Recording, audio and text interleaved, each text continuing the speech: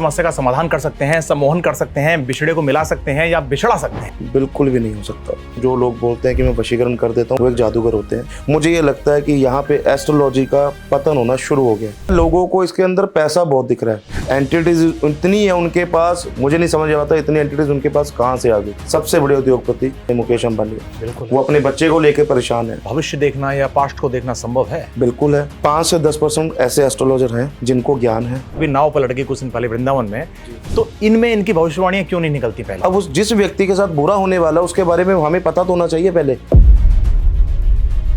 शनि जो है वो शत्रु नहीं मित्र है। आशीर्वाद और श्राप क्या ये काम करते हैं? हम मन से किसी चीज का चिंता और चिंतन करता है ना, तो वो भगवान सुनता जरूर है। जो जैनजी हैं इनको पता नहीं किसी चीज की चुल है, बुरा होना भी उन्हीं के साथ शुरू होता है। माँ बाप से मांगना पड़ता है, क्या वो बिना मांगे नहीं समझ सकते?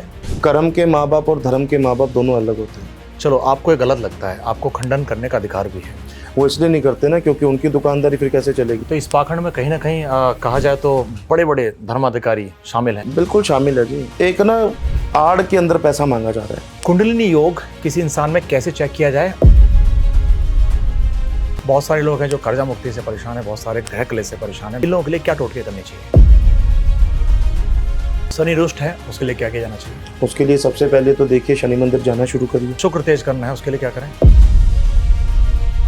क्योंकि शुक्र जो है सबसे ज्यादा एक्टिवेट वहीं से होता है। प्रेम संबंध होते हैं, अक्सर खटास आ जाती है, उनके लिए क्या समाधान है ज्योतिष? आपके पॉडकास्ट से एक बहुत बड़े खुलासे की शुरुआत करते हैं। नमस्कार। जब जीवन दिशा भटकने लगे तब एक मार्गदर्शक का होना बहुत आवश्यक है। आज हमारे बीच एस्ट्रोलॉजर रोहित भार्गव जी मौजूद हैं, जिन्होंने वादा किया और ये हमसे बोला है कि जितने भी यहाँ पे ठगी पंडित हैं, बाबा हैं, या जितने एस्ट्रोलॉजर अपनी दुकान चला रहे हैं, पैसे ऐंठ रहे हैं लोगों के विश्वास के नाम पर, उनका पर्दाफाश करेंगे। बहुत सारे ऐसे लोग हैं इस दुनिया के अंदर में जो अपने आप को तांत्रिक बताते हैं, बाबा बताते हैं, ओझा बताते हैं और लोगों से पैसे ऐंठते हैं कि आपकी समस्याओं का समाधान करेंगे। पर एक्चुअल में एस्ट्रोलॉजी में है क्या, ज्योतिष शास्त्र कितना बड़ा है, इसकी महानता क्या है, ये बताने के लिए आज हमारे साथ मौजूद हैं एस्ट्रोलॉजर रोहित भार्गव जी। आपका बहुत बहुत स्वागत है सर। तो सबसे पहले मैं कहना चाहता हूं कि आपके बहुत सारे वीडियोस मैंने देखे जिनमें लोगों ने बताया कि आप विरोध करते हैं अपने ही फील्ड के लोगों का, तो ये क्या कॉन्सेप्ट है? ये कॉन्सेप्ट कुछ नहीं है, लोगों को समझाने के लिए एक मुहिम शुरू करी है और उम्मीद करता हूँ आपसे भी और आपके जो दर्शक हैं उनसे भी उसको समझने की कोशिश करेंगे। हमारे यहाँ पे बहुत सारे ऐसे बाबा आए, बहुत सारे तांत्रिक आए और बहुत सारे एस्ट्रोलॉजर भी आए जो ये दावा करते थे कि वो किसी भी समस्या का समाधान कर सकते हैं, सम्मोहन कर सकते हैं, बिछड़े को मिला सकते हैं या बिछड़ा सकते हैं। इन बारे में क्या कहेंगे, क्या ये हकीकत में होता है? बिल्कुल भी नहीं हो सकता। कारण इसके पीछे क्या है, अगर मैं आज अगर आपको बोल दूं कि मुझे वशीकरण करवाना है, ठीक है, आप अगर एस्ट्रोलॉजर हो, पहली बात तो जो लोग बोलते हैं कि मैं वशीकरण कर देता हूँ वो एस्ट्रोलॉजर होते ही नहीं है, वो एक जादूगर होते हैं। और ये एक टैगलाइन है हमारी जो हम हर पॉडकास्ट के अंदर बोल के आते हैं कि वो जादूगर हैं और अपने जादू से लोगों को वो उनका मन बहलाते हैं। और उस मन बहलाने के चक्कर में लोग ये सोचते हैं कि ये बाबा कुछ भी कर सकता है। समस्या आपकी है, परेशानी आपकी है, उस परेशानी के लिए आप किसी ऐसे व्यक्ति को ढूंढ रहे हो जो आपकी समाधान करके दे सके, लेकिन आप मिले किसे? जो एक फ्रॉड, फरेब और एक धोखे का जाल जिसने बिछाया और आपके पैसे उसने बर्बाद कर दिए। वो मुझे, जिनका आपने जिक्र किया जी, कि वो एक भी व्यक्ति मुझे वो ऐसा मिला दें कि जो वो ये कह सके दावे के साथ कि मैंने इस व्यक्ति का काम किया। बहुत सारे ऐसे लोग हैं जिनके काम हुए भी हैं कि कई लोग ऐसे बोलते हैं कि हमने मान्यता मांगी थी, ऐसा हो गया तो यह हो गया। तो ये चमत्कार है या फिर ये संयोग है? मान्यता जो मांगी जाती है वो मांगी जाती है मंदिर में, दरगाह में, चर्च में, गुरुद्वारे में। तो वहाँ जो मान्यता होती है वो भगवान से की जाती है और जब भगवान की कृपा होती है तो वो जो ऐसे काज होते हैं जो व्यक्ति को लगता है नहीं हो सकते, वो परमात्मा करके देते हैं। अगर कोई व्यक्ति ये कहे ढोंग रच के और एक ऐसे मंच पर बैठ के कि मैं बहुत कुछ कर सकता हूँ और मैंने आज तक जो किया है वो सर्वश्रेष्ठ है, मेरे से ऊपर कोई बड़ी ताकत नहीं है, जब किसी व्यक्ति के अंदर मैं झलकती है तब उस व्यक्ति का शर्मनाश होना तय है। और आज के दिन जो एस्ट्रोलॉजी पॉडकास्ट के माध्यम से लोगों तक पहुंच रही है, मुझे ये लगता है कि यहाँ पे एस्ट्रोलॉजी का पतन होना शुरू हो गया। कहीं ना कहीं एस्ट्रोलॉजी कंटेंट के रूप में बाहर आ रही है। कंटेंट तो आ ही रहा है, लोगों को इसके अंदर पैसा बहुत दिख रहा है। सबसे पहली बात, जो एस्ट्रोलॉजर है भी नहीं, जिन्होंने कभी एस्ट्रोलॉजी पढ़ी नहीं, कभी वेदों का ज्ञान नहीं लिया, कभी उन्होंने गुरुकुल में जाके नहीं देखा, कभी उन्हें कुंडली के बारे में किसी विस्तार में पढ़ा नहीं, ना कभी किसी को बताया, लेकिन वो लोग आज ये बोलते हैं मैं मारन, उच्चाटन, वशीकरण, एंटिटीज इतनी है उनके पास, मुझे नहीं समझ आता इतनी एंटिटीज उनके पास कहाँ से आ गई। अगर कोई व्यक्ति ऐसा है जो कहे मेरे पास इतनी एंटिटीज हैं, फिर मैं तो ये समझता हूँ वो भगवान से बड़ा हो गया, क्योंकि वो तो फिर कुछ भी करवा सकता है। समस्त सारी चीज़ें, सारे सुख साधन तो हमें परमात्मा भी नहीं देता, क्योंकि अगर सातों सुख किसी भी व्यक्ति को मिल गए वो तो फिर भगवान से भी बड़ा है। सही बात। मैं अभी हम बात करते हैं देश के उद्योगपति की, सबसे बड़े उद्योगपति, शायद उनका नाम लेने की आवश्यकता नहीं है, सभी जानते हैं, मुकेश अंबानी। लेकिन आप मुझे एक बात बताइए, क्या उनके घर में परेशानी नहीं है? बिल्कुल। वो अपने बच्चे को लेकर परेशान है, हकीकत। तो क्या वो कुछ नहीं कर सकते? वो तो शायद मेरे हिसाब से जितने ये पॉडकास्ट में आके लोग बोल रहे हैं, चाहे वो सबको हायर कर सकते हैं और वो सारी चीज़ों का समाधान करवा सकते हैं। फिर उनका क्यों नहीं हो रहा? वो क्यों मंदिरों में जा रहे हैं? यानी वो क्यों प्रार्थना कर रहे हैं? कहीं ना कहीं विश्वास के साथ खेला जा रहा है। विश्वास के साथ बहुत बड़ा विश्वासघात किया जा रहा है। एस्ट्रोलॉजी ऐसी नहीं थी जैसी आज के दिन लोगों ने बना दी है।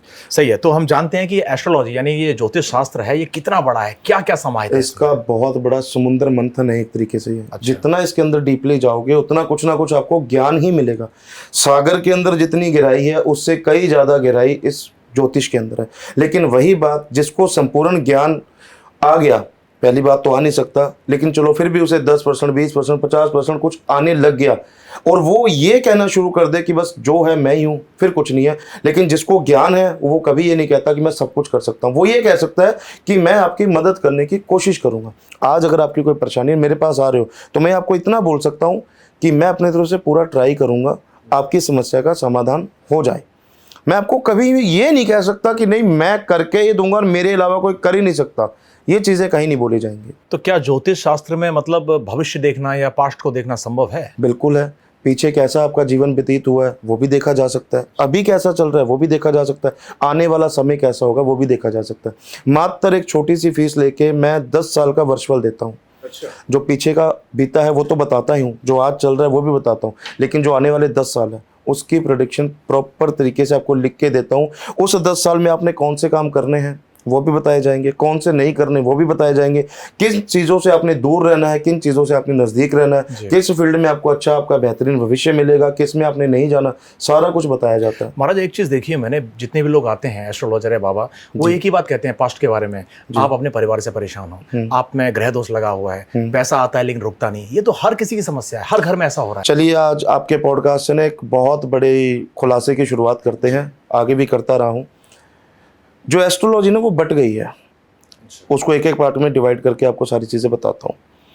बच्चा पैदा हुआ, अभी वो उसने जन्म लिया, उसने भी सांस ली है, अभी वो इस धरती पे आया है, उसका भविष्य आपने पहले ही तय कर लिया कि मेरा बच्चा ये फुटबॉलर बनेगा, क्रिकेटर बनेगा, इसने डॉक्टर बनना है, इंजीनियर बनना है। कभी आपने ये चीज़ सोचने की कोशिश करी? व्यक्तिगत रूप से आपकी ऑडियंस को भी कहना चाहूँगा कि आपने कभी ये सोचा कि इसका बचपन कैसा रहेगा, बिल्कुल ये कैसा अपना जीवन व्यतीत करना खुद कैसे चाहेगा, इसके खुद के फैसले कैसे होंगे। लेकिन आज की भागदौड़ भरी जिंदगी में लोगों ने बच्चा पैदा होने से लेकर के बच्चे के मरण तक उसकी टैगलाइन सारी चीज़ों की फिट कर रखी है। एक्सपेक्टेशन माँ बाप की ज़्यादा हो जाती है, सबसे पहली बात। दूसरी बात, परेशानियों की बात करते हैं। 1 साल से बच्चे के लेके 10 साल की अगर आपके पास कुंडली आती है जी, लोग क्या कहेंगे? जो लोग फेक एस्ट्रोलॉजर वो क्या कहेंगे? इसका पढ़ाई में मन नहीं लगता, ये बीमार रहता है। तो ये नॉर्मल सी प्रॉब्लम है, सभी बच्चों के साथ होती है। लेकिन जब वो घुमा फिरा के बातें बताते हैं तो माँ बाप उनके जो है चुंगल में फंस जाते हैं। सही बात। 11 साल से लेके 20 साल का जीवन व्यतीत कर लेते हैं। बच्चे जिद्दी ज़्यादा है, कहने से बाहर है, सुनता सबकी है, करता अपनी है। तो ये हर यंगस्टर करता है मुझे लगता है। 20 साल से लेके 30 साल तक आ जाते हैं, आपका काम कारोबार नहीं अच्छा चल रहा, आप मेहनत पूरी कर रहे हो, जितना आप मेहनत कर रहे हो दिन रात 24 घंटे, वो करने के बावजूद जो आपको फल मिलना चाहिए वो नहीं मिल पा रहा है, आप एक काम छोड़ के दूसरा काम कर रहे हो। तो मुझे लगता है शायद ये हर व्यक्ति की प्रॉब्लम है। 30 साल से लेके 40 साल तक आ जाते हैं, तब वहाँ पे क्या बातें शुरू हो जाती हैं कि आपने आज तक मेहनत बहुत करी, अपनी बलबूते पे आप यहाँ तक पहुँचे हो, आपने मेहनत बहुत करी, लेकिन जो मेहनत करने के बावजूद जो कामयाबी मिलनी चाहिए थी वो नहीं मिली। आपके जो पारिवारिक रिश्ते हैं वो थोड़े से खटास आनी शुरू हो गई है, ठीक है। आपके जो आप लेडीज़ हैं तो आपके ससुराल के साथ संबंध अच्छे नहीं है। अगर कोई व्यक्ति मैन है तो उसको बोलना शुरू कर देंगे आपके ससुराल के साथ आपकी बन नहीं रही है। तो ये छोटे छोटे से परेशानी है, सबके साथ होती है। 40 से 50 साल का पीरियड पकड़ लो, आपने मेहनत तो बहुत करी लेकिन जो सोचा था वो नहीं मिला, शायद ये सबकी प्रॉब्लम है। बच्चे कहने से बाहर है, बच्चा जिद कर रहा है, बहू आ गई है तो वो कहने से बाहर चल रही है, बेटा आपका नशे करने लग गया है। तो ऐसी ऐसी वो चीज़ें घुमा देते हैं, व्यक्ति सोचता बस बाबा जी तो जानी जान है।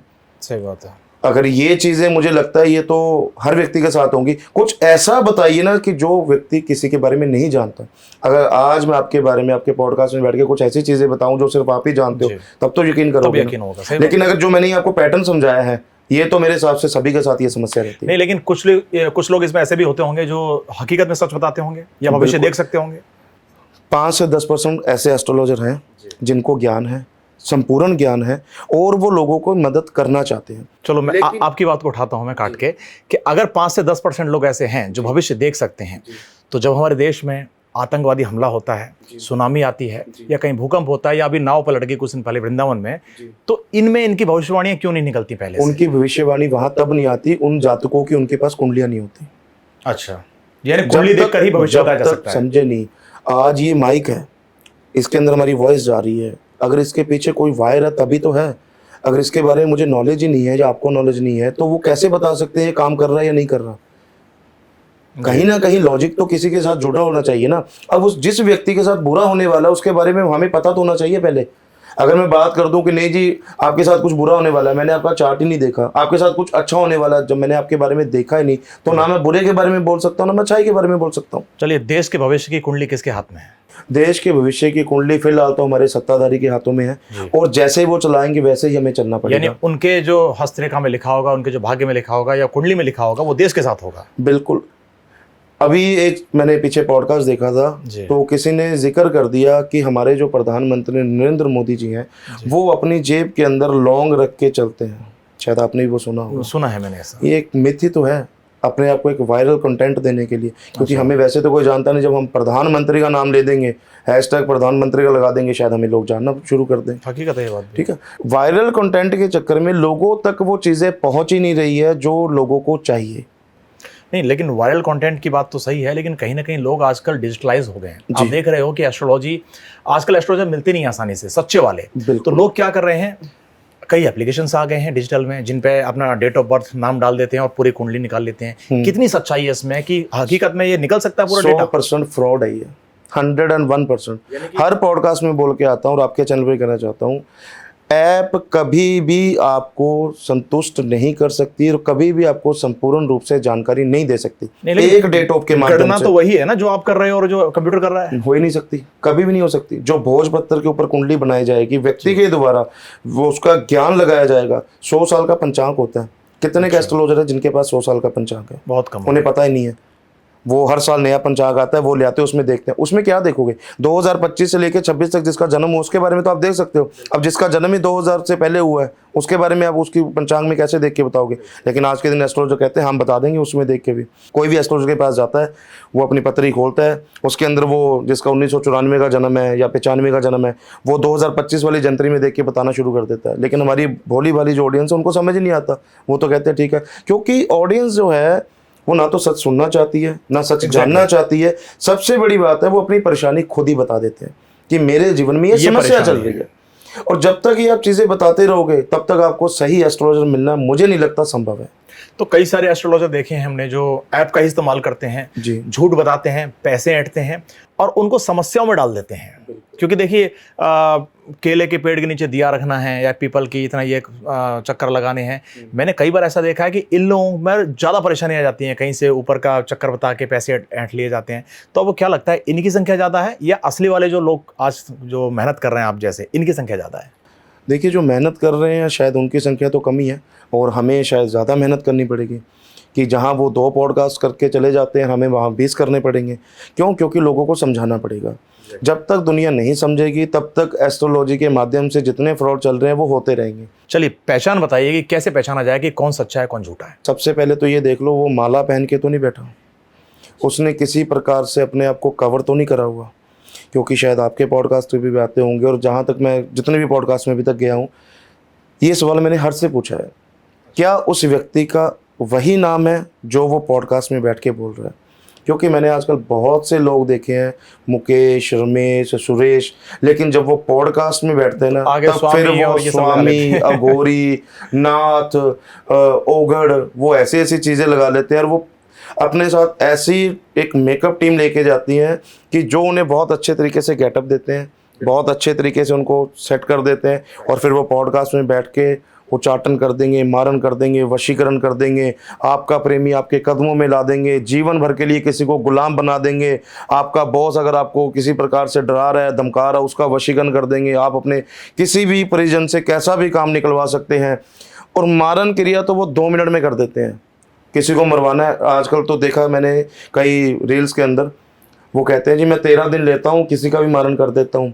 तो भाई साहब फिर आप ऐसा करिए, जो हमारे बॉर्डर्स हैं देश का वहाँ दुश्मन है। जाइए सही बात और है। वहाँ पे जाके आप ऐसे सुरक्षा कवच लगाइए जिनकी वजह से जो देश के गद्दार हैं वो हमारे यहाँ पे आ ही ना पाए। सच है। तो वो चीज़ें मुझे लगता है फिर वो उनको ज़्यादा बेहतरीन वो समझ सकते हैं और वो करनी चाहिए उन्हें। एस्ट्रोलॉजी के अंदर में जितनी भी बातें कही जाती हैं कि आपके नक्षत्रों की स्थिति से इंसान का ये भविष्य होगा, तो क्या इसको बदला जा सकता है, यानी भविष्य को बदला जा सकता है? बिल्कुल बदला जा सकता है। 27 नक्षत्र होते हैं जी 27 नक्षत्रों के अंदर देखा जाता है जन्म के समय कौन सा नक्षत्र है। जी उस नक्षत्र के मुताबिक ये देखा जा सकता है कि ये व्यक्ति आने वाले समय में इसकी जो उन्नति है या इसकी जो गणिता होगी या ये जी। कैसे कैसे प्रकार के कार्य कर सकता है, और इसकी जो महानता है, जो जन्म हुआ है वो किस लिए हुआ है। क्योंकि लोहे के पाए के अंदर जन्म होना, चांदी के पाए के अंदर जन्म होना, और उसके बाद में सोने के पाए के अंदर जन्म होना, तांबे के पाए के अंदर जन्म होना, तो ये जन्म के समय पे ये चीज़ें देखी जाती हैं। कई बार बोला जाता है जन्म के समय गणमूल है। 27 दिन तक जो 27 दिन तक जो पिता है वो अपने पुत्र का या पुत्री का मुंह नहीं देखता, तुला दान करने के बाद में मुंह देखा जाता है। इसमें कोई मिथ नहीं है, इसके अंदर इसलिए है कि जो दिव्य दृष्टि उस समय बच्चे की होती है, अगर वो पिता पे पड़ती है तो ऐसा नहीं है कि लोग जो डराने वाले वो तो ये कहते थे कि पिता की मृत्यु हो सकती है, ऐसा कुछ नहीं होता। पिता के ऊपर उस चीज़ का भार आ सकता है, हो सकता है उसके जो फाइनेंशियली कंडीशन उस समय वो डाउन हो जाए। ठीक है, अगर किसी भी व्यक्ति की फाइनेंशियली कंडीशन डाउन होगी तो वो सीधी सी बात है सर्वाइव करना उसके लिए मुश्किल हो जाएगा, और फिर वो उसी बच्चे को दोष देना शुरू कर देगा कि इस बच्चे के होने के बाद मेरी ज़िंदगी के अंदर उथल पुथल होना शुरू हो गया। वो इसीलिए कहा जाता है कि 27 दिन के बाद पूजा करवाएं गणमूल की, तुला दान करें, उसके बाद में जो पिता है वो पुत्र का या पुत्री का मुंह देखे, उसके बाद में कोई प्रॉब्लम नहीं आती। ऐसा कहा जाता है कि जो मूल नक्षत्र में पैदा होते हैं ज़्यादा गुस्सैल होते हैं, ज़्यादा भावुक होते हैं या जल्दबाजी करते हैं हर कामों करने में। जिनका लोहे के पाए में जन्म होता है ना, उनके लिए ये चीज़ें संभव है, क्योंकि जो लोहे का प्रतीक है वो शनि महाराज का है, और शनि महाराज का जो उत्तेजना जो उनकी है वो बहुत तेज है। जिसके भी ऊपर दिव्य दृष्टि पड़ती है, अगर वो सही डिसिप्लिन से चलता है फिर तो उसके बारे नहीं आ रहे हैं। अगर वो डिसिप्लिन नहीं कायम रखता कहीं भी, फिर उसको विनाश होने से कोई नहीं रोक सकता। ये शनि का जो ढैया कहा जाता है कि बड़ा खतरनाक होता है और कई लोग बताते हैं बड़ा लाभदायक है, एक्चुअल क्या है? खतरनाक नहीं होता, मैंने अभी आपको क्या बताया, शनि जो है वो शत्रु नहीं मित्र है। अगर जो व्यक्ति डिसिप्लिन से चलना शुरू कर देता है, सुबह समय पे उठना, समय अनुसार मंदिर जाना, समय अनुसार अपने कार्य करने और समय अनुसार अपनी जो दिनचर्या है वो बना के चलता है, उसके लिए तो है सब कुछ बढ़िया। लेकिन जो व्यक्ति वो सोचता है कि मुझे 12 बजे उठना है, खाने का कोई समय नहीं है, भोजन वो अपने बेड पे बैठ के कर रहा है, और सबसे बड़ी बात जो अपने माता पिता जो उनके गुरु हैं उनका वो सम्मान नहीं कर रहा है, फिर उसे बर्बाद होने से कोई नहीं रोक सकता। चलिए मैं आपसे 2 सवाल करता हूँ। पहला तो यह है कि आपने बताया कि जो लोग ज्योतिष होते हैं वो अपनी विद्या से आपका भविष्य बदल सकते हैं, नक्षत्रों की स्थिति को हिला सकते हैं। वो नहीं बदल सकते, बदलना आपको ही पड़ेगा, वो आपको सिर्फ एक मार्गदर्शन दे सकते हैं। ठीक है जी। तो मेरा दूसरा सवाल इससे जुड़ा हुआ है कि खुद वो ज्योतिष अपने बच्चों का भविष्य क्यों नहीं बदल सकते? किसका बुरा है मुझे बताइए जरा आप। नहीं, लेकिन बहुत सारा अच्छा भी नहीं है, वो IAS IPS भी नहीं बन पाते। समझे नहीं, आईपीएस की बात ही नहीं। अगर जो एस्ट्रोलॉजर है वो तो यही चाहेगा ना कि मेरा बच्चा मेरे फील्ड में रहे, मैं जो उसे ज्ञान दे रहा हूँ, जो उसको सिखाना चाहता हूँ, जो उसे विद्या ग्रहण करना चाहता हूँ, वो उसके ऊपर चले मार्गदर्शन पे। तो क्या एक एस्ट्रोलॉजर की ये ख्वाहिश नहीं है कि वो भी एक लग्जरी कार में बैठे, वो भी पैसा कमाए या सुख सुविधाओं से संपन्न हो? क्या आपको ऐसा नहीं लगता कि जब लोगों की समस्याएं दूर होगी तो लोग उनके लिए ये चीज़ें करेंगे? करते हैं, पर इसमें सबसे ज्यादा कलंकित लोगों का चेहरा सामने आता है जिन्होंने झूठ बोलकर लोगों से पैसा ऐठा है। धर्म की आड़ में धंधा, सीधा बोलिए। बिल्कुल सही बात है। ठीक है, लेकिन लोगों को उनसे खुद ही बचना होगा। मैं ये चाहता हूँ, आज मैं मेरी पर्सनल राय आपको बता देता हूँ कि जो मेरा बच्चा है मैं ये चाहूँगा कि वो इसी सेम प्रोफेशन में रहे, लोगों का भला करे। सबसे बड़ी बात है, जब जो जजमान है हमारा, मैं क्लाइंट नहीं कहूँगा, मैं जजमान कहूँगा, कि जो हमारा जजमान है अगर वो खुशी से 1 रुपया भी खुश होके वो देके जाएगा, उसमें भी बरकत होगी। लेकिन ढोंग के नाम पे अगर हम करोड़ों रुपए भी ले लेंगे ना, तो कुछ ना कुछ हमारे साथ भी ऐसी चीज़ें हो, क्योंकि कर्मा वापस ज़रूर मिलता है। अगर आज हम किसी के साथ बुरा करेंगे तो वापस आज नहीं तो कल, कल नहीं तो परसों वो वापस मिलना ही मिलना है। क्योंकि कई बार आपने देखा होगा, लोग है ना किसी के साथ फ्रॉड कर लेते हैं, छल कपट कर लेते हैं, लेकिन वो ये सोचते हैं कि चलो हमने तो अच्छा कर लिया, 10 लाख कमा लिए, 20 लाख कमा लिए। उनके साथ ही ये चीज़ें होती हैं, उनके घर में पैरालाइज आ जाता है, उन्हीं के घर के अंदर हार्ट अटैक आते हैं, उन्हीं के घर के अंदर ऐसी मृत्यु होनी शुरू हो जाती है जो अकाल मृत्यु हो जाती है। फिर वो कहते हैं भगवान हमारे साथ बुरा कर रहा है। उन्होंने नहीं किया, आपने करने के लिए मजबूर किया। परमात्मा से थोड़ी झूठ बोल सकते हो, व्यक्ति व्यक्ति से झूठ बोल सकता है। परमात्मा ने नज़र सबको दी है, नज़रिया सभी को नहीं दिया, क्योंकि जिसको नज़र और नज़रिए में फ़र्क समझ आ गया ना जी, वही सर्वश्रेष्ठ है।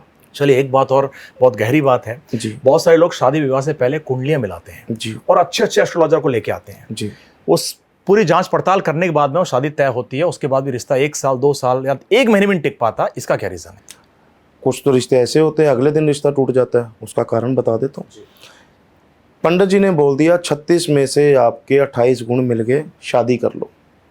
क्योंकि पंडित जी तो 18 गुणों के बाद में बोलना शुरू कर देते हैं, कर लीजिए। लेकिन कई बार क्या होता है, आधा अधूरा कहीं ना कहीं चीज़ें रह जाती हैं।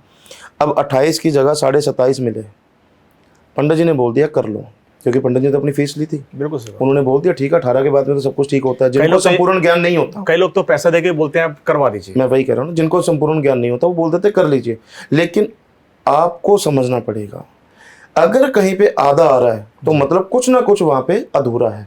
अब जब अधूरा है तो उसे फिर आप पूरा नहीं कर सकते। फिर या तो संतान प्राप्ति नहीं होगी, संतान प्राप्ति होगी तो वो रिश्ता अच्छा नहीं चलेगा।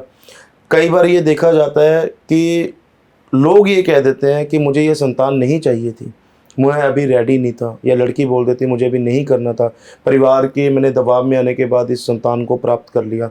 लेकिन उसके बाद में वो वैसी अटेंशन उस बच्चे को नहीं दे पाती जैसे उसे चाहिए, क्योंकि लोग वो कह देते जी सास ससुर ने बोला था हम पाल लेंगे, तो मैंने तो हो गया बच्चा पैदा, मुझे अपना जॉब करना है, मुझे अपना करियर देखना है, मुझे अपना प्रोफेशन देखना है, तो आप इसकी देखभाल करिए। तो वो वहीं उन चीज़ों के अंदर ये प्रॉब्लम आती है जहाँ कुछ ना कुछ अधूरा रह जाता है।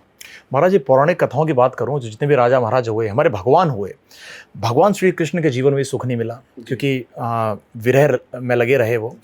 तो माँ सीता की कुंडली खराब थी या भगवान श्री राम की? किसी की खराब नहीं थी, उनके अपने अपने कार्य थे और उन्होंने अपने अपने कार्य बहुत अच्छे तरीके से किए और फिर यहाँ से उन्होंने वो साथ नहीं रह पाया। इसका क्या कारण था? कारण यही है ना कि कार्य के अंदर अगर किसी चीज़ को लेकर के वादा आ रही है तो उस वो वादा को उठाना संपूर्ण रूप से समझेंगे, ना कि उस कार्य को रोकना। सीता का, माँ का और भगवान श्री राम का साथ ना रहना ये एक विधि का विधान था, और भगवान श्री कृष्ण ने गीता में बहुत संपूर्ण रूप से लोगों को समझाया है, विधि का विधान तो मैं भी नहीं टाल सकता।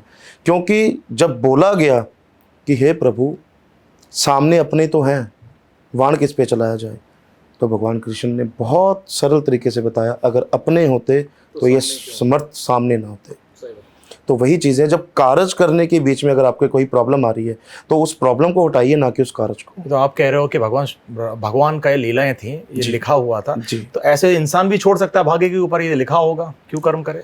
तो फिर मुझे लगता है घर में बैठ जाना चाहिए, कुछ नहीं करना चाहिए, तो फिर कैसे होगा? कर्म के बिना कैसे चीज़ें पॉसिबल है? रणभूमि कुरुक्षेत्र, अगर वहाँ पे ये युद्ध ही ना होता तो क्या आज उस रणभूमि को पूजा जाता? सही बात है। तो बिना कर्म के तो कुछ नहीं हो सकता ना। घर के अंदर आप राशन ला के दे सकते हो, लेकिन जब तक उसे पकाया नहीं जाएगा क्या उसका बेनिफिट है? नहीं हो सकता। चलिए कुंडलियों के बारे में बात करते हैं थोड़ा सा। जी। कई लोगों की कुंडली में ऐसा लिखा होता है ये राजा बनेगा या रंक बनेगा, राजयोग, राजयोग लिखा होता है। जी। फिर भी कई बार ऐसा होता है कि इंसान भिखारी से बदतर स्थिति में हो जाता है। सबसे पहली बात, राजा और रंक में फ़र्क क्यों आता है? कई बार क्या होता है, व्यक्ति फील्ड गलत चुन लेता है। अब आपको इस फील्ड के अंदर मान्यता मिल रही है, आपको इसके अंदर उन्नति मिल रही है, अगर आप आज इस चरम पे आके इसको छोड़ के कुछ और करने चले जाते हो तो घाटा ही होगा ना। कई बार लोग क्या सोचते हैं कि नहीं मुझे संतुष्टि नहीं है, मैं ये चीज़ें नहीं करूँगा, मुझे कुछ अलग करना है, मुझे अपने लिए जीना है। तो वहाँ पे क्या होता है, उनके ऊपर जब ग्रहों की चाल दशा बिगड़ती है ना, तो वो अपने जो फैसले होते हैं वो गलत लेने शुरू कर देते हैं, और गलत फैसले मुझे नहीं लगता किसी भी व्यक्ति को सही स्थान पर पहुँचा सकते हैं। चलिए कुछ बात करते हैं कि कई सारे रेमेडीज देते हैं एस्ट्रोलॉजर्स, है ना। आप ऑनलाइन लेना चाहेंगे हमारे दर्शकों के लिए, ग्रह दोष हो जाए तो क्या करना चाहिए? नवग्रह की पूजा करवाइए, क्योंकि एक एक ग्रह की अगर बात करेंगे, आपका शनि खराब है, आपका राहु खराब है, आपका केतु खराब है, इसके लिए आप ये पूजा करवा लो, इसके लिए आप ये स्टोन पहन लो, इसके लिए कर लो, तो इससे बढ़िया अच्छा है कि आप नवग्रह की पूजा करवा लीजिए। 4 से ज़्यादा अधिक आपके ग्रह खराब है तो नवग्रह पेंडल पहन लीजिए, ठीक है। कश्यप श्री यंत्र आता है, उसे अपने घर में रख लीजिए। तो ऐसे ऐसे छोटे उपाय करके व्यक्ति अपने जीवन को सुधार सकता है। इसके अलावा कर्जा मुक्ति से परेशान है लोग। कर्जा मुक्ति से सबसे पहले तो अपने खर्चे कम करिए। अब ये तो सैलरी normal मैं बात है। बताता हूँ आपको, लॉजिकली और एस्ट्रोलॉजी दोनों बातें करेंगे। जी। इनकम 50,000 है, फोन 1.5 लाख का ले लिया, ईएमआई के ऊपर ले रखा है, अब उसकी ईएमआई भी भरनी है, 2 व्हीलर भी चाहिए, घर का रेंट भी देना है, ठीक है, सारी चीजें करनी है, तो अपने खर्चे सीमित करिए। ये चीजें सोचनी शुरू करिए कि किन चीजों के बिना आप सरवाइव कर सकते हैं। शायद कोविड ने हमें बहुत कुछ सिखाया है, रोटी कपड़ा मकान, तो ये चीजें हमें चाहिए। बाकी चीजें जो सुख साधन है वो हमें समय के अनुसार चाहिए। जैसे जैसे आप जोड़ते चलेंगे वैसे वैसे आप कुछ ना कुछ लेते चलिए। लोग कहते हैं कि लक्ष्मी जी नाराज हैं, उनकी पूजा करो, और ये यंत्र रख देते हैं, श्री यंत्र वगैरह, इन सबसे कुछ लाभ मिलता है? इन सबसे लाभ कब मिलता है? जब आपका धन योग कमजोर हो। अच्छा। जब आपकी कुंडली के अंदर धन योग कमजोर हो तब इन सब चीजों का फायदा है। लालच योग ज्यादा हो तो फिर कुछ नहीं हो लालच योग तो कभी भरा नहीं ना कभी किसी का। ये एक ऐसा घड़ा है जो कभी भर ही नहीं सकता। अगर आप 1000 कमा रहे हो तो 5000 की लालसा है, 5 कमा रहे हो तो 50 की लालसा है, 50 कमा रहे हो तो 5 लाख की लालसा है, ये तो कभी भर ही नहीं सकती। लेकिन सबसे बड़ी बात ये है कि जो आपने पूछा कि कर्ज से पहले तो अपने सीमित खर्चे करिए। दूसरी बात, अलग अलग क्षेत्र के अंदर काम करना शुरू करिए, अपने कारोबार को बढ़ाने की कोशिश करिए। कुछ ना कुछ आप ऐसी चीज़ें साथ में जोड़नी शुरू कर दीजिए, टीम वर्क करना शुरू कर दीजिए, ताकि लोग आपके लिए भी काम करें।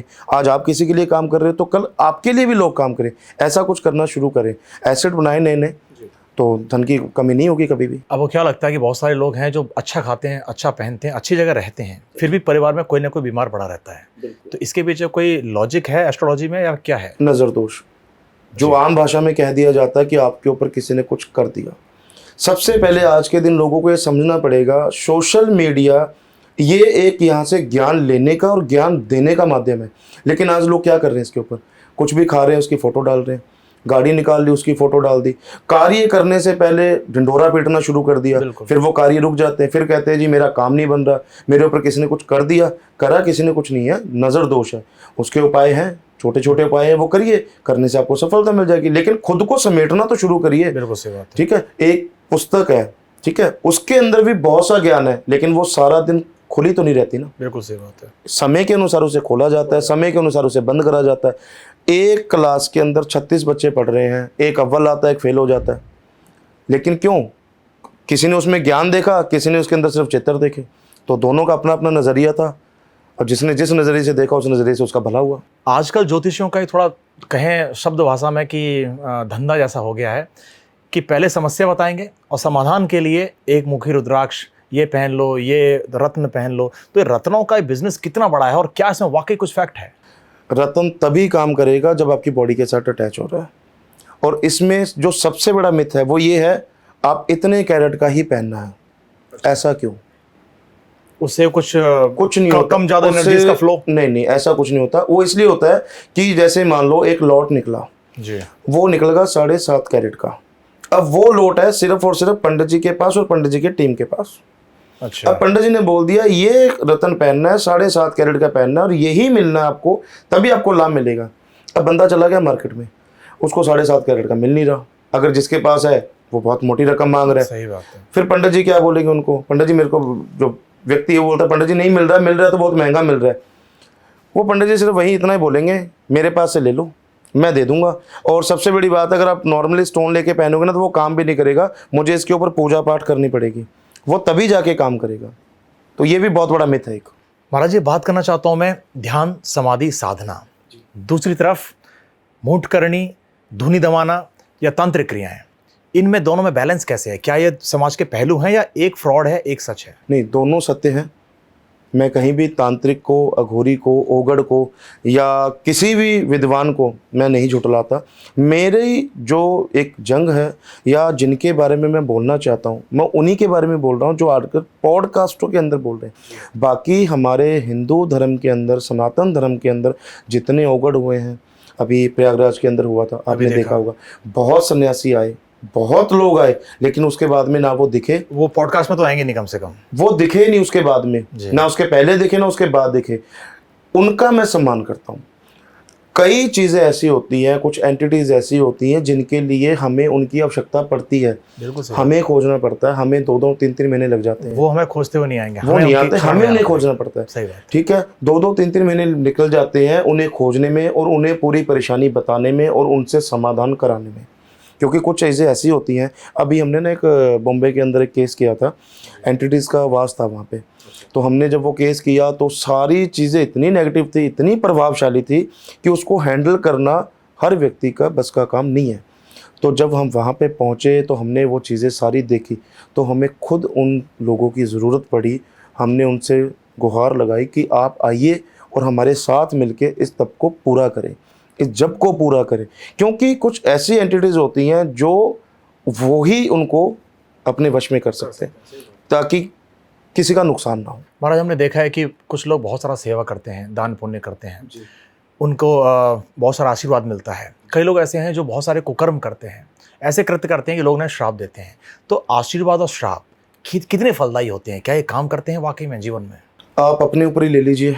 अगर आप किसी को मन से बद्दुआ दे रहे हो, जी, कब दोगे? जब उस व्यक्ति ने आपके मान सम्मान को इतना झुझोड़ दिया हो, ठेस पहुंचा दी हो कि आप मजबूर हो जाओ कि नहीं यार, ये व्यक्ति तो मतलब इसके साथ तो ऐसा हो जाए, इसके साथ वैसा हो जाए, जो शब्द हम नहीं बोल सकते वो भी व्यक्ति अपने मन से बोलता है। बिल्कुल। जब बंदा मन से किसी चीज़ का चिंता और चिंतन करता है ना, तो वो भगवान सुनता जरूर है। लेकिन जब आप वाणी से किसी को, अपने मुख से किसी को गलत वर्णन करते हो, गाली गलौज करते हो, तो वो उस व्यक्ति को कम और खुद के ऊपर ज़्यादा इफेक्ट करता है। तो आप ये मानते हो कि भगवान हैं? बिल्कुल है। तो फिर ये आज की जनरेशन जो फोटो खिंचाने के लिए मंदिर में जा रही है, रील्स बनाने के लिए जा रही है, इनका अहित क्यों नहीं हो रहा? ये तो अमीर होते जा रहे हैं। ये अमीर नहीं होते जाते, ये इनकी जो माइंड का जो स्टेबिलिटी है ना, जो जेंजी है, इनको पता नहीं किसी चीज़ की चुल है। इनको हर जगह ये लगता है कि हर चीज़ इनको कंटेंट लगता है। मंदिर में जाके, मंदिर क्या है? आस्था का प्रतीक। बिल्कुल। हम वहाँ क्यों जाते हैं? कुछ समर्पण करने के लिए। बिल्कुल सही बात। हम अपने आप को वहाँ जाके समर्पण कर देते कि हे परमात्मा, जो है तुम ही हो। आरती के अंदर भी इसका वर्णन है, तेरा तुझको अर्पण। ठीक है। अब जब ऐसी चीज़ें सामने निकल के आती हैं, कोई गुरुद्वारे में जाके रील बना रहा है, कोई मंदिर में जाके रील बना रहा है, कोई कुछ कंटेंट डाल रहा है, कोई कुछ डाल रहा है, तो फिर उसके बाद में देखिए उनके साथ बुरा होना भी उन्हीं के साथ शुरू होता है। अभी आपने पीछे देखा होगा, बड़े बड़े कंटेंट जो हैं उनके पेजेस उड़ गए।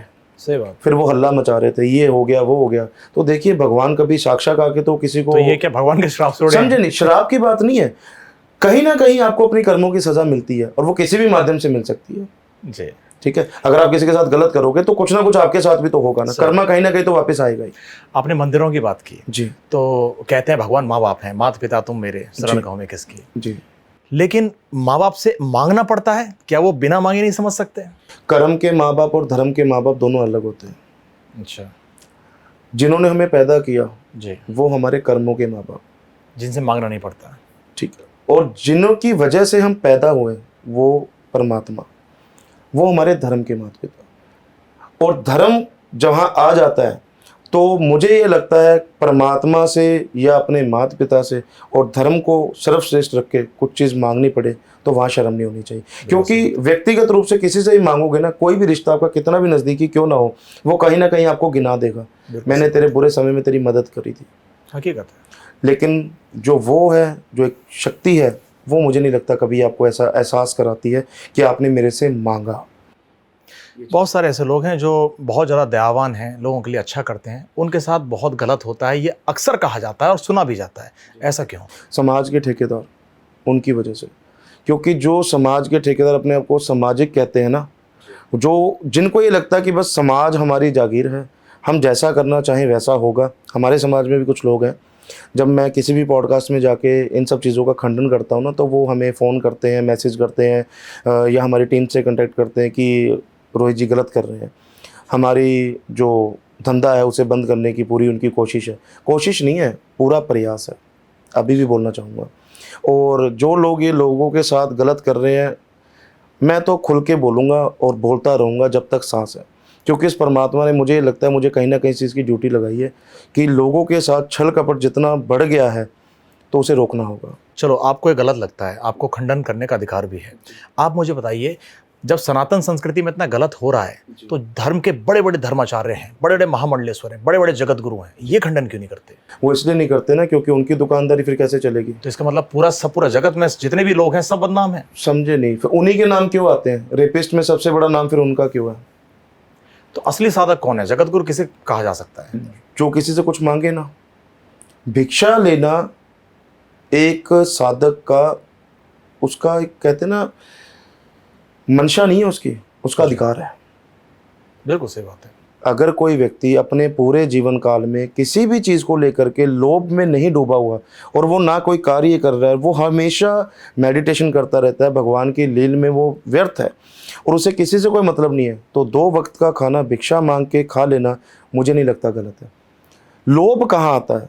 जब लोग कह देते हैं कि हमें ये अर्पित करिए, हमारे यहाँ पे ये चीज़ चढ़ा के जाइए तो आपका कार्य हो जाएगा। कर्जा मुक्ति के लिए आज ऐसे उपाय बताए जाते हैं, आपके ऊपर कर्जा चढ़ गया, कितने का? 5 करोड़ का, ठीक है कोई बात नहीं, उतार देंगे, 50,000 भेज दो। तो पहले ही वो बंदा डूबा हुआ है, तो वो और कैसे कर्जा उतर जाएगा उसका? तो उसका तो और बढ़ गया। उसे सही सलाह चाहिए। तो इस पाखंड में कहीं ना कहीं कहा जाए तो बड़े बड़े धर्माधिकारी शामिल हैं। बिल्कुल शामिल है जी, और आता ही है कुछ ना कुछ। आप देख लीजिए, जितने बड़े आश्रम होते हैं उतना ही उनका तगड़ा गिरोह चल रहा होता है। सही बात है। नहीं, आप जब देख रहे हैं टीवी पे सत्संग चलते हैं, बड़े बड़े भजन चल रहे हैं जी, कई बाबा तो चुटकुले सुनाते हैं अपने भजनों में। हाँ बिल्कुल, गाना गाते हैं, नाचते भी हैं।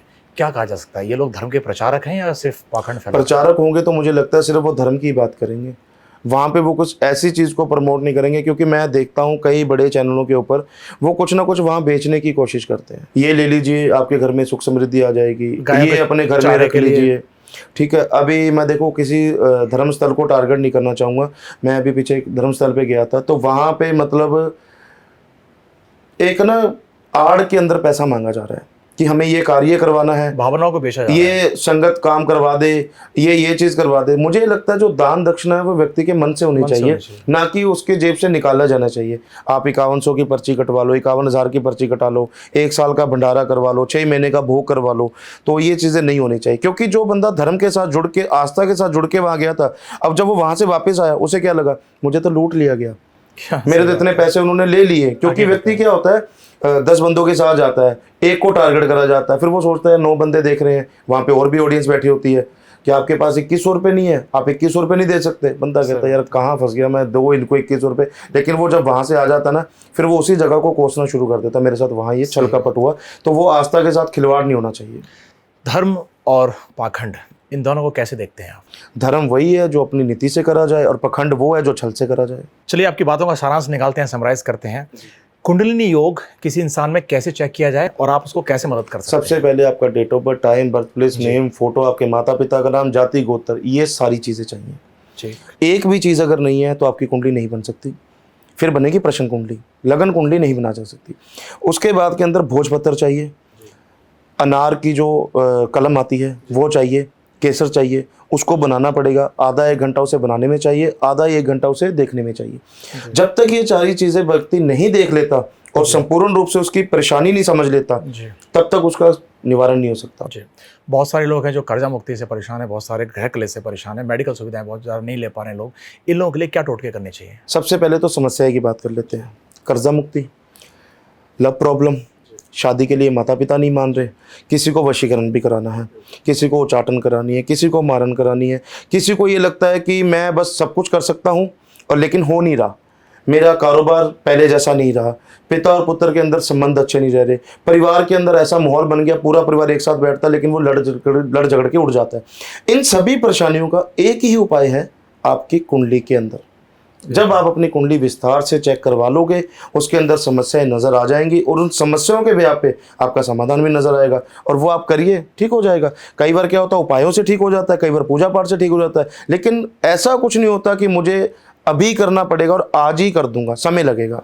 शनि रुष्ट है, उसके लिए क्या किया जाना चाहिए? उसके लिए सबसे पहले तो देखिए शनि मंदिर जाना शुरू करिए। जिस भी भगवान की, अगर जिस भी ग्रह की आपको परेशानी आ रही है वहाँ जाना शुरू करिए। अगर आपको मेरे से कोई प्रॉब्लम है तो आप मेरे पास ही आओगे, अगर आपसे कोई प्रॉब्लम है तो मैं आपके पास आऊँगा। वैसे ही अगर किसी ग्रह से प्रॉब्लम है, उस ग्रह के उपाय करने शुरू कर दीजिए। किसी को अपना शुक्र तेज करना है, उसके लिए क्या करें? सबसे पहले तो अपनी माता, बहन, बीवी, और अगर आपके आस पड़ोस में किसी भी स्त्री कोई भी रूप में रह रही है, उसका सम्मान करना शुरू करिए, क्योंकि शुक्र जो है सबसे ज़्यादा एक्टिवेट वहीं से होता है। लेकिन आजकल व्यक्ति क्या करता है, बातों बातों में गाली गलौच में भी माँ बहन करनी शुरू कर देता है, तो उसका फिर जो शुक्र है वो डाउन होना संभव है। आखिरी सवाल, जो पति पत्नी के रिश्ते हैं या जो आज के युग में गर्लफ्रेंड बॉयफ्रेंड होते हैं, उनके प्रेम संबंध होते हैं, अक्सर खटास आ जाती है, उनके लिए क्या समाधान है ज्योतिष? समाधान उनके लिए इतना ही है, एक दूसरे से बात करना शुरू कर दीजिए, क्योंकि कई बार क्या होता है, व्यक्ति खुद बात नहीं करता, किसी तीसरे को बीच में ले लेता है। आजकल देखा होगा, लोग कहते थे हमारे बीच में कोई तीसरा आ गया, वो आया नहीं, आप खुद लेके आए हो। बिल्कुल सही बात। ठीक है, मेरा बेस्ट फ्रेंड, और बेस्ट फ्रेंड के नाम पे आजकल क्या क्या चीजें हो रही है वो सबको पता ही है, लेकिन उस बेस्ट फ्रेंड की वजह से आप दोनों का रिश्ता खराब हो जाता है। जितने भी लोग हैं जो परेशान है अपने माँ बाप से, या माँ बाप परेशान है अपने बच्चों से, इनका तालमेल कैसे बिठाया जाए? तालमेल वही चीज़ें, बातें करो और उनकी कुंडलियाँ चेक करवाओ, क्योंकि मेरा सिर्फ और सिर्फ एक ही मकसद है लोगों को बताने का आज के समय में, आपकी कुंडली के अंदर आपकी समस्या बैठी है, और जो सही एस्ट्रोलॉजर है उसको पढ़ के और वो आपको संपूर्ण ज्ञान देके आपकी परेशानी को समाधान में बदल सकता है। हमारे जो दर्शक हैं आपके पास आते हैं, तो कुंडली में आप क्या क्या देख सकते हैं, क्या क्या कर सकते हैं? पहली बात तो मैं किसी को भी ये नहीं कहता कि मेरे पास आओ, हर पॉडकास्ट में बोल के आता हूँ, मैं अपना प्रचार नहीं कर रहा, मैं सिर्फ लोगों को जागरूक कर रहा हूँ। अगर उसके बावजूद भी आपको लगता है कि मेरी ज़रूरत आपको है और आपकी जो समस्याएं ये ढोंगी लोग नहीं समाधान कर पा रहे हैं, तो नंबर आपको दिए हुए हैं, स्क्रीन पे चल ही रहे हैं, डिस्क्रिप्शन में भी होंगे, कॉन्टैक्ट करिए। छोटी सी फीस है वो, और सबसे पहली बात, मेरे से डायरेक्ट बात नहीं होती है, मैं अभी बता दूंगा, मेरी टीम से बात होती है। टीम आपकी सारी चीज़ें सुनती है, समझती है, वो भी एक अच्छी एस्ट्रोलॉजर है, वो आपको पूरी संपूर्ण रूप से चीज़ें बताते हैं। अगर उसके बावजूद भी आपको लगता है कि मेरे से बात करनी है, तो अपॉइंटमेंट बना के बात कर सकते हैं। कोई फीस है आपकी या किस वक्त कोई कार्य? बहुत छोटी सी फीस है, हर व्यक्ति पे कर सकता है, कोई ऐसा नहीं है कि आपको 51,000 रुपये देने पड़ेंगे, लूट का काम हमारे पास नहीं है। क्या बात है। तो रोहित भार्गव जी, बहुत अच्छा लगा आपसे बात करके, और मैं उम्मीद करता हूँ कि मेरी जनसंख्या जितनी भी इस देश की है वो सुन रही होगी इसको, कि किस तरह से पाखंडवाद हावी हो रहा है विश्वास के ऊपर, और जो लोग विश्वास के नाम पर ठगी कर रहे हैं, लोगों को लूट रहे हैं, उनसे बचा जाना चाहिए। ऐसे लोगों को सुनना चाहिए जो वाकई, जो खुद इस लाइन में होने के बावजूद भी विरोध कर रहे हैं उन लोगों का जो आपको ठग रहे हैं। तो बहुत अच्छा लगा आपसे मिलकर, और मैं उम्मीद करता हूँ कि आपकी आवाज़ जन जन तक पहुँचे। बहुत बहुत आभार। नमस्कार।